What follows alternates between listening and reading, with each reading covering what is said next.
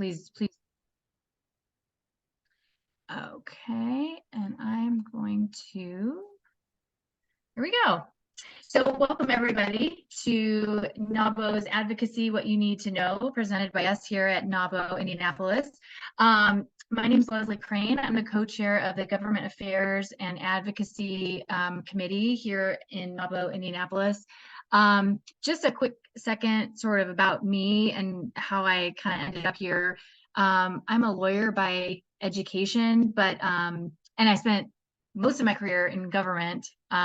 For purposes of this webinar today, I spent over 12 years in the General Assembly as the chief counsel to then Speaker Bosma and then his chief of staff. Before that, I was in private legal practice for a few years, and then I moved into Governor Holcomb's administration as the commissioner of the Department of Administration. So I do know a bit about advocacy, particularly in the State House. And I'm happy to share with you some of my experience and answer any questions. But I do think it's a huge part of being involved in your community. And also now as a business owner myself, I know the impact that it can have on your business and moving it forward, which is very important to all of us. So with that, I'm going to let Carrie, do you want to maybe, Carrie Divins is here with me to talk a little bit as well. And Carrie, do you want to share a little bit about your background? Yeah, definitely. Thank you so much, Leslie. So hi, Carrie Divins, and I'm an advisor with JA Benefits. So while healthcare and benefits may not seem that it's directly government affairs related, there is, because there's a lot of policy behind that. So I get involved and help employers with what they can do to control Indiana's high healthcare costs that we presently have, and also pay attention to what's coming down in legislation and how that impacts healthcare too. So I'm only involved in a small part, but I enjoy serving on the Government Affairs Advocacy Committee, simply to help other women business owners succeed and have a more awareness and understanding so that they can help their businesses thrive. Thank you. Okay, so let's get into it. So what is advocacy? So advocacy for our purposes is the act of speaking on behalf of or in support of another person, place, or thing, also known as a noun. If you have something you want to talk about, support, move the ball on, that's advocacy. So for us, it can be very broad.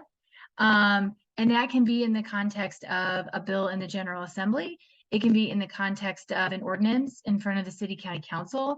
It can be in the context of an issue that your school board is considering. It is a very broad concept. And in fact, I teach a class at IUPUI. We talk about advocacy in the context of just advocating for yourself, even in your own business with your clients. So advocacy is a very broad term and a very broad concept. An advocacy organization, which is what NAWBO is an organization that campaigns on a particular issue. NAWBO advocates on behalf of legislation that benefits women business owners, because it is an organization comprised of smaller organizations that have a common interest. NAWBO then takes those common concerns and tries to move the ball in a common way for us, often at the federal level, and then we try to do that here at the state level as well. So why might you want to join an organization that has advocacy as one of its pillars? Well, there are any number of reasons. One, obviously, to have your voice heard. Another is to share your experiences, both good and bad. Because if you take, for example, our state house, the state house context, legislators who are considering a particular bill or even an amendment to a bill, they may have a broad experience, but they don't have our lived experience. And so when we give them a particular context, like this is how it's going to impact my business, this is how it's going to impact my bottom line, this is how it might impact my family, that helps drive a contextual example home for them and makes it something very real, and that can help change the outcome of a particular bill, amendment, whatever. That's really important to help people make connections and to help them understand the true impact of something that they might be considering, a policy change that might be under consideration. Another reason you might join an advocacy organization is to help change policy as it goes through the process, like we were just saying. If you see something, or if NAWBO National or NAWBO Indianapolis sees something that's going to negatively affect women-owned business owners, and we can help change the outcome as it's going through the process, that is where we can have a lot of impact. Another way is to give voice to the voiceless. I think one area that women in particular have a really strong ability to have impact on sometimes social issues is to know how to advocate and to advocate for those who can't advocate for themselves, right? Kids, other marginalized groups, that's some place that we can really have some impact. Obviously, to support our businesses, that's what we do. We're in business to make money and to support our own businesses, and there's nothing wrong with that, and we can have a lot of impact there. And then to support our communities. Some examples of where NAWBO has engaged in advocacy. Carrie, remind me, I'm not sure, I've lost track of what slide I'm on. Is this your slide or my slide? No, I think it's my slide. Oh, okay. Oh, okay. Go for it. Yeah. So some examples of the NAWBO engaging in advocacy, like you see on here, the 2020 pregnancy accommodation bill, which would benefit, what it was having accommodations for pregnant women. We weren't asking for additional time off after pregnancy, anything like that. It was more so if you have staff members, they are working at, and I'm just kind of giving examples. Let's say they're working at Target, and this Target wasn't the actual type of business, but working at Target, they're standing all day long, but they need to have a stool at the cashier, at their cashier area where they can just sit and work the cash register. A nice place, or a more decent place than just a bathroom to pump after you gave birth for breast milk, and storage for breast milk, things like that. And that if they have a doctor's appointment, giving that accommodation that you can work around their schedule, and allow them to have that type of leeway to go to the doctor, things like that. It wasn't more time off after the baby. It wasn't anything like that. It was just more giving a little bit of accommodation within the businesses. So we did lobby for that. We did a lot of in 2020 COVID-19 lobbying for businesses. Obviously not at the State House. We were lobbying off the State House because nobody could be together. But doing that, dollars that were coming from federal dollars, also different things that were happening, with your businesses, employees coming back, and different things like that. Because a lot of it affected our businesses the way it is. And then the On My Way pre-K, we've actually been advocating for that for a long time, since prior to 2020. I want to say that was like 2018, 2019, somewhere in there, that we were part of a coalition for that. And it was actually spearheaded by, if I remember correctly, by PNC. They were the ones that reached out to us at NAWBO and asked us if we would consider advocating for this with them and the United Way and others. So we were very successful on that, and we are still advocating for that On My Way pre-K, because as you all know, with small businesses, if we can get kids in pre-K, that allows for parents to be available to work, which helps the employment. So it's kind of that trickle effect. So that's the type of bills that we've looked at over the past couple of years. I can say in my experience, I feel like I'm the NAWBO representative, or have been in the last couple of years, to go and actually do the testifying down on, or at the State House, in front of the panels, on behalf of NAWBO. So that's kind of been what I've been doing pretty much, I think, since 2019-ish era. I've done it probably at least once a year, minus the COVID times. So I can always answer any questions on that, but it is nice. We look at the bipartisan, and all these bills that we were advocating for are bipartisan bills that we were looking at. So thanks, Jessica. Yeah, no problem. Carrie, I think we might be in your territory now, if I remember right. Oh, you're muted. That's helpful. Sorry. I have that on there in case my dog, my friendly 90-pound best friend, decides to make some noise and participate as well. Apologize for that. So really, how can we advocate, and how can you use advocacy to support your business? It helps your business by ensuring policymakers listen to you and hear your issues and concerns.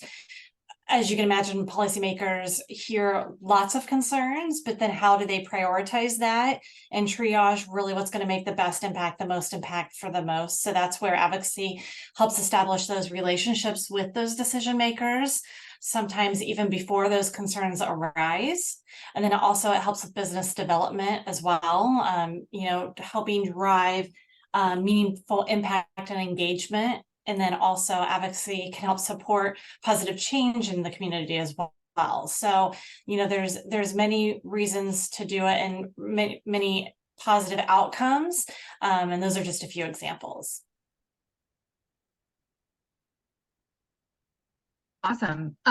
So let's see. What about taking a position, Carrie? When does NAWBO decide to take a position? So when a topic arises that could drive impact for our women business owners in their business, NAWBO as a chapter takes a 4-part approach to make those decisions. So one is looking at bipartisanship. So the piece of the legislation must have support from both Republicans and Democrats.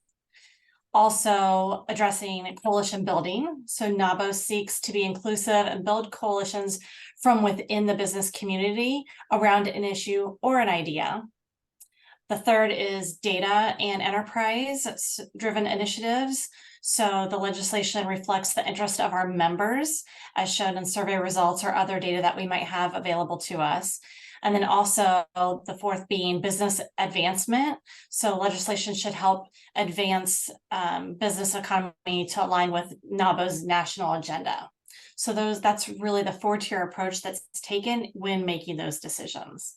So if we talk about one of those issues that Jessica just mentioned, like, for example, On My Way Pre-K, and run it up against these 4 kind of criteria, it makes a lot of sense. So the bipartisanship, On My Way Pre-K was very bipartisan because supporting early childhood education was always something supported, not by everyone on both sides of the aisle, but by people on both sides of the aisle.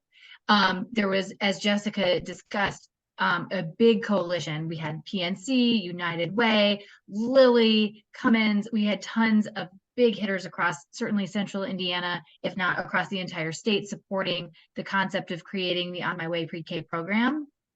There was a ton of data. In fact, it was probably more than most people could collate and comprehend to support the concept of an On My Way Pre-K early childhood education program, because educating kids early is almost a concept so simple that it defies discussion, but there was a ton of data to support it, right?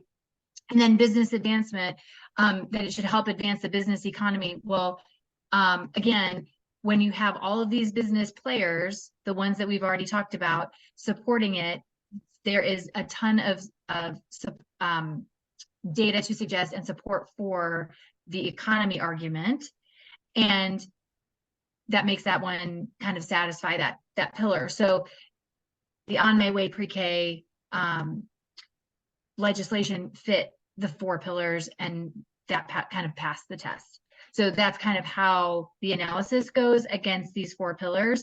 And one thing that I think is critically important, and you will hear not only the Governmental Affairs and Advocacy Committee, but NAWBO in general, the Exec Committee, always come back to, is that NAWBO is bipartisan by design, because everything we do runs against these criteria and that bipartisanship concept, because that's what we do.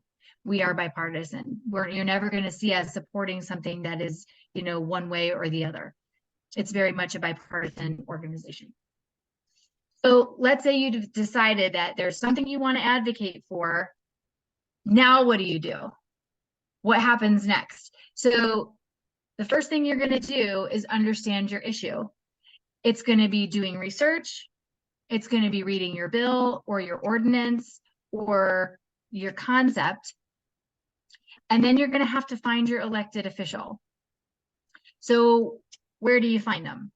Well, there are a couple of resources, and I should have said at the outset, and I didn't, that we'll make this PowerPoint available to you so you can use these links and find your folks. But I did put in my personal info, my personal address. So when you see these screenshots, it's not just random. It's they're my people. So this is kind of it is this Indy.gov website. And I realize it's a little bit small, but I wanted you to see the depth of information you'll get when you go there. You can see all of your elected folks down to your school board level, township, school boards, small claims. You get to see the whole shebang. So if you're not sure who your city county councilor is, who your anything is here in Marion County, that's going to take care of that for you. Okay, so you can see the whole 9 yards. If we're outside of kind of your just wanting to find who your elected official is, and you want to know who's on the ballot, because of course Tuesday is an election day, and that's a plug to go out and vote. And you can early vote. You can vote today if you want to. And you want to see who's on the ballot. I went on to indianavoters.com, and that website is up at the top of your screen. This is what my ballot looks like. I only had a chance to vote for 2 offices, and that was mayor and my city county councilor, who, as you can see on this screenshot, ran unopposed. So this was what my ballot looked like when I went in to vote. So that's another resource that you have at your disposal. And then another resource that you have at your disposal is the General Assembly's page, which will allow you to go and see who your legislators are. On the left-hand side are my 2 legislators. And again, because we are always trying to be bipartisan, I just picked another person and found 2 Republicans because I didn't want it to appear like I was promoting 2 Democrats. So this just happens to be 2 different sets. When you plug in your address, you're going to pull up your legislators, and it will go from Congress all the way down to the State House and show you who your folks are, how you can contact them, and you can go onto the General Assembly's page into for example, the Senate Democrats or the Senate Republicans, House Democrats or House Republicans, and even find their legislative assistant. So you can contact them directly, or you can contact their legislative assistant. We can get very granular about finding who you want to talk to, but at a very high level, at least you can find who they are. So you found who they are. How are you going to contact them? Well, I've shown you the sites. It's given you phone numbers, and it's giving you email addresses, and it's given you the street address for all the different places: city, county council, city, county building, State House. It's a ton of information. It's a ton of information to have, and you can contact them any way you want to. I think someone mentioned earlier that contacting these folks is really critical, because what I can tell you from my time working in the General Assembly is when you reach out to these folks, if they get one contact on something, it raises it to their sort of consciousness level. If they get 2 or 3 or maybe even 5, they think the world is on fire. They think it's a huge issue. So if you can get 5 of your NAWBO colleagues to raise an issue to them, that will really get some attention. It doesn't take hundreds. It only takes those few to really get some attention. So if you've decided to contact them, whether it's by email or snail mail or by phone, what do you say? Because you've done your research on the issue and now you know how. What I've given you here is a bit of a sample on kind of a blurb, you might say. The really critical thing, I think, to recall when you're reaching out to a legislator in particular is don't write War and Peace. We don't need to say, hundreds and hundreds of words and many, many paragraphs. They need to understand which bill you're communicating with them about, why it's an issue, and how it's going to affect you, whether it's like, this is amazing for my business and it's going to help me, or this is terrible for my business, please, no, don't do this to me. So what I've given you here is the sample correspondence, right? Dear legislator, I recently learned about Senate Bill blank. If it passes, it will negatively affect my business in several ways. I will have to pay increased taxes and it will let several employees go. Please vote no. And that's the last important piece, right? The call to action. What do you want them to do or not do? Please don't schedule it for a hearing. Please vote no. Please vote yes. Please do whatever, but be very clear on what it is you want them to do.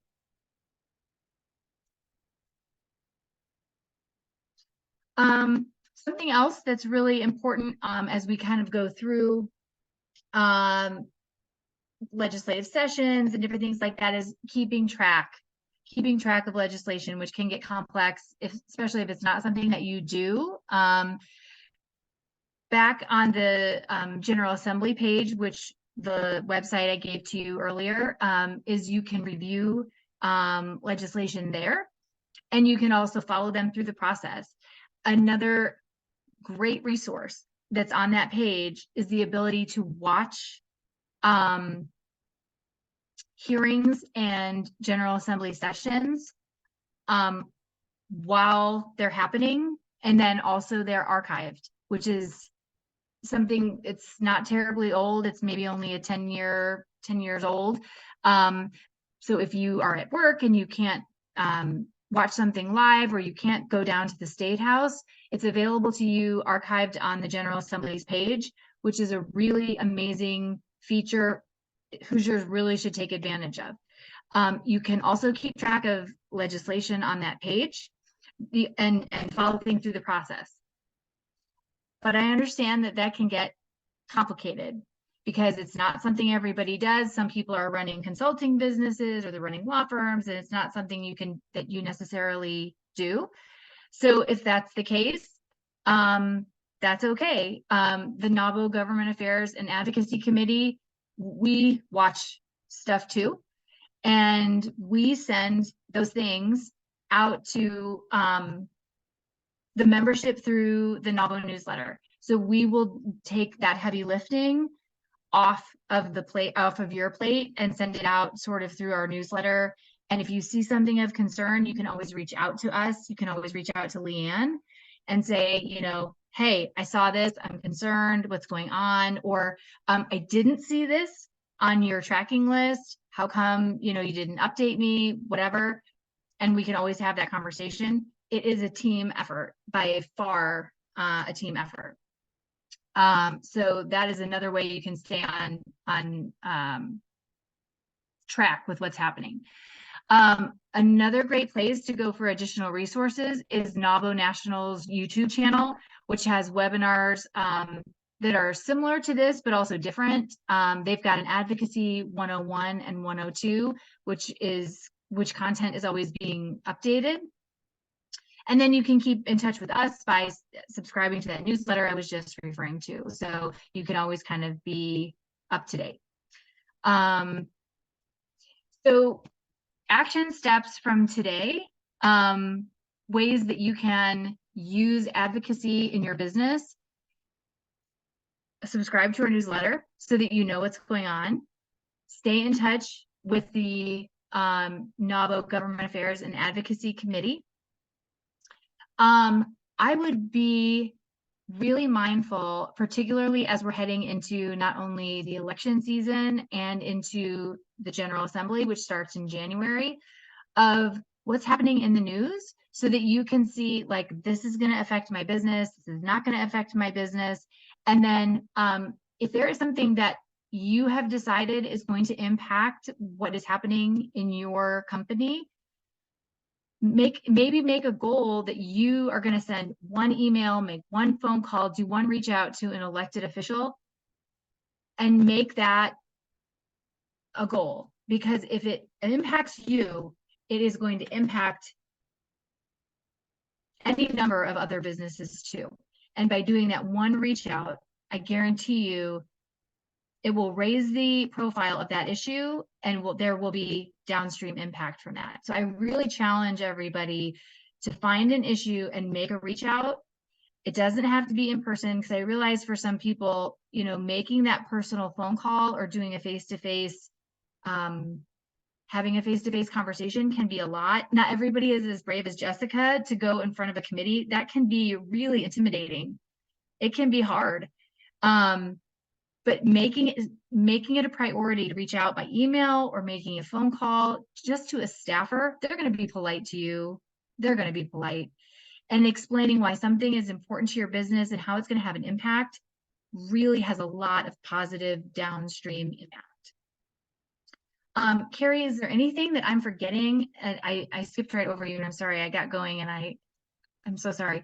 But you're muted, but is there anything that I'm forgetting to add that you've seen that has, you know, that you want to add? Thank you for asking so much. No, you covered beautifully, so all great. I can add some little other commentary, just colorful insight, you know, having gotten involved on government affairs and advocacy, even in the past 3 years compared to my experience beforehand. I think before I had the perspective of I want to know and I need to know, but I'll only need to know what I need to know. And getting involved with the committee has been so eye-opening to me to see how, just to what Leslie is sharing, like how to raise awareness and, you know, explain what that impact is and that we can really help move the needle. And I don't know that if you would have told, you know, younger Carrie, like, yes, you can get involved, you can help move the needle. I don't know that I would have really believed that that was possible, but it is way more possible. And especially when we're talking about, you know, efforts with other organizations too, and how we can use, you know, other big hitters with us to help truly make the positive outcomes. So it's one of those, I would definitely recommend getting more aware yourself of what legislation's out there, who the decision makers are. Think about what drives passion to you, what really touches you, and where you see success for your business and how those interact together, and get involved. It's not too intimidating. And while it may seem like, gosh, that's one more thing, that one more thing could be the thing that saves you at one point in time. So thank you for covering, Leslie. I think you did a wonderful job. And that's really the only other additional piece I wanted to put out there is it's not foreign. Definitely get involved. It's really all around us every day. Thank you. I did want to ask Jessica, if you wouldn't mind, since we have a minute, talking about your experience testifying in front of committee and what that's like, because I think that could be helpful to folks hearing kind of your experience. So part of it, because it was with NAWBO, we obviously had, let me think, Jennifer Ping and Tammy Butler, they would go. And so it is a process. Like you have to, they had to get my name on there. And it was like a couple, like if I remember correctly, like a day or two, we were said, okay, we were going to testify. We had to be at this time, this date. They had to get my name on there and make sure that we were registered to testify. And they would kind of just call us up one at a time. If the committee ran out of time and you didn't get to testify, you could submit like a written letter. And a lot of times we would submit the written letter also on top of testifying. But it was really, I mean, I've done it a couple times, some for NAWBO, some not for NAWBO, but you sit in front of the panel and answer, you know, you give your testimony. They may or may not ask you a question. It kind of depends. I guess the big thing is that you have to remember they put their pants on just like the rest of us, and they're not scary. They appreciate people. Let me rephrase this. They're not scary. They don't yell at you, nothing like that. As long as you're not being combative back to them, that is kind of one of those things. Like if you start being combative toward them, then that is one thing. But you know, everything we testified on is non-combative. So you know, just having it short and sweet. And I want to say we only had like maybe 2 minutes to testify. It's something like that. Like I think it varies on whatever it is, but I had 2 minutes to testify. We had actually typed out what I was going to say. So I could read right from a script so that your thoughts were all put together on one piece of paper, and you could just read it and go from there and then answer any questions that they might have. So and it's a really quick process, and you don't have time to think like, oh my gosh, I'm talking in front of whatever, or somebody out there is watching the testimony going on. You just don't have time to think about it. And I want to say the pre-K and the pregnancy accommodation obviously were very big bills. So it was a packed house. It was a packed house. So the rooms that they have them to testify in are not the largest rooms. So sometimes it's standing room only. You want to get there early, make sure you can get a seat, all that type of stuff. But yeah, I mean, it's kind of old hat to me now. So I guess I don't think about it. Once you do it once or twice, you're kind of like, oh, this isn't that bad. Like, I get it. I understand it. But I can say too, now that I've done that a couple times, I've been at the State House and I've gone to Fuel, I've gone to NAWBO Day at the State House. I mean, obviously the people in the State House turn over, right? Like they get elected. So they might be there for these couple of years and then they might not be there for the next couple of years. But a lot of them are long standing. And so the more that you're down there, your elected officials know who you are. I see them. They say hello, they ask how things are going. So you kind of start to build that personal rapport with them. So I always recommend that if you can go to those events that we have, it is really great. And it makes the scariness come out of it because you've kind of got a one-on-one. I mean, I've seen some of our state reps at football games and different things like that, and just had a casual conversation with them, nothing about anything important, but just like, hey, how are you? How is whatever?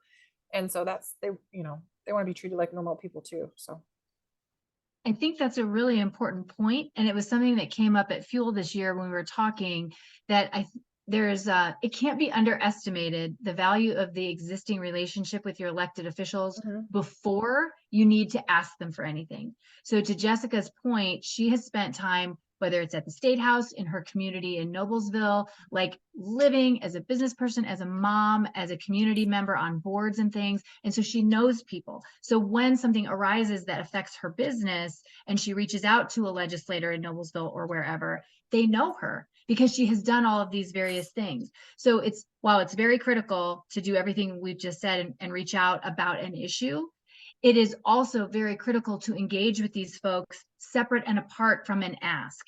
So it is very important that people get to know you and your business and what it means to your community and to their community, because it impacts their constituents, so that when the time comes for you to make an ask, they're not like, well, who the heck is Jessica from Etica Group? right. They know exactly who Jessica from Etica Group is, and that she does business with the state and she employs X number of people and the impact that her business has. So they're not scrambling to figure out who she is. They know exactly who she is. That's a critically important piece of all of this. Yeah, it is very important. I mean, yeah, that's how you get things done, right? Yeah, that's right. What questions do any of you have in your restaurant, in your booth? I don't think that I have any questions. I do know that this was one of my goals for joining NAWBO is to understand a little bit more about not just who NAWBO is, what they do, but also kind of go through the advocacy training as well to understand a little bit more about that process. I live in South Bend, Indiana, and so I'm a business owner, but a lot of my business is with the state of Indiana. So my company's name is GS More Consulting, and we do staff augmentation for the state of Indiana. So we sit as like the recruiters for the state of Indiana, helping to get folks hired to fill over 3,000 jobs for the next 6 years. And so with that being said, I do have a lot of relationships at on the city council level in South Bend. I sat on boards for the city of South Bend, and even have relationships with our senator.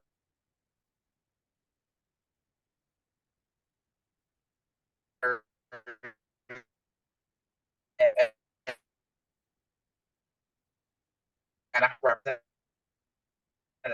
So it's very to hear it from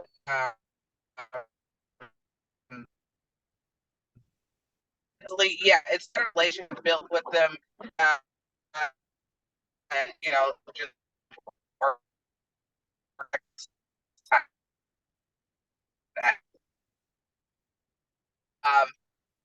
and all of you did an excellent job on sharing process, and you're to hear,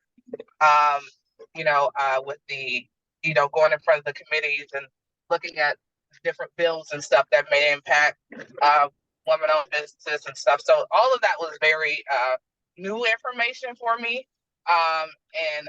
So I definitely wrote some of those key takeaways down on in case I need to use that information for the future. So thank you all for sharing your insight and information around this.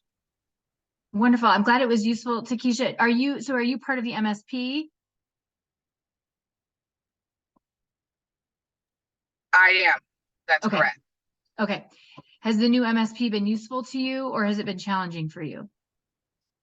It's been very useful. We're year 2 in it, and we've grown pretty rapidly. We've built really good relationships with the contract managers, and there's no, it was a hurdle getting on board, obviously, but if you have your documentation and ducks in a row, you can get a head start pretty quickly. But I could definitely see, there could be a lot of challenges for business, even women business owners of getting started. Contract is a lot larger than I had anticipated, and just the amount of capital that you need, up front and so on and so forth. That's usually a barrier to entry. But, I was able to, our team was able to, navigate through those challenges and obstacles pretty quickly with no issue. So we're growing and expanding quickly, quicker than I had anticipated, and I'm hoping to double what we're doing by next year this time. And so and we're also looking to expand with the MSP into other states as well too. So amazing. Good for you. On the horizon for that. Yeah. Awesome. Thank you. Yeah, of course. Christy, you took your mute off. Did you have a question? Yeah, I guess my only question is, what expectations, if any, should we have if we were to contact a representative? Like, do they have any duty to respond, or? Oh, such a good question. There's no good answer to that question. It completely varies. So I will tell you that as somebody who ran one of the caucuses, the largest caucus, my expectation is that they should respond to you. Now in the time since I have left, I know, for example, there is one member who refused to meet with people, refused. So I can't say that everyone will respond, but I do feel comfortable in telling you that I think there is a basic expectation that you should get a response. So, and if you don't, I would follow up, right? I would follow up and say, you're not going to get a response in a day. I would give them a couple of weeks to respond to you. And if they don't, then I would follow up and say, I haven't heard from you. I understand you're very busy, but and it depends on what your ask is, right? If your ask is just that they vote a certain way, then I wouldn't necessarily expect a response. If your ask is that they I'd like to know what, why did you do this? Then I would expect a response. So you also have to be very clear in your communication with them about what your expectation is. So I would keep that in mind too. This might be kind of an elementary question, but outside of voting or I guess passing legislation, what should I be expecting from my state representative on a local level? Should they be holding town halls and informing me and stuff like that? Yeah, that's a great question. It's not elementary at all. So absolutely, during session, they're attending committee hearings and session days, and they're at the State House unless they're excused. And then during the interim, which is what we're in now, the expectation is that they are Yes, attending community events, and every district's going to be different. Some are going to be town halls. Some are what we called Cracker Barrels. Like, so, cause they have them at Cracker Barrel restaurants. They're at those kind of community events where they're staying in touch with their constituents and learning about what issues are important to them. And they are also staying in touch with their constituents by returning the correspondence that we've talked about. And then there are also interim study committees. Most legislators are assigned to interim study committees, and they're attending those, which are going to result in preliminary drafts of bills that are going to come and be filed during the legislative session. And they're researching stuff about legislation that they're going to file during session also. So it's the pace is slower, and tasks are a little more spaced out, but they still have quite a bit of responsibilities that they kind of have to maintain. You as a constituent aren't going to see it as much because session isn't going on. So you can't dial into a committee hearing every single day like you can during session. So there are quite a few responsibilities. It's just they're spaced out more, and they're a little less public facing. Most, if not all, legislators have a newsletter, like an e-blast, and they have a paper newsletter that they do. I can't remember what the schedule of that is. I want to say it's maybe every 6 weeks during the interim. And the e-blast just goes out whenever they want it to. So that would be 2 ways, though, to keep track of kind of what they're up to. Thank you. Yeah, of course.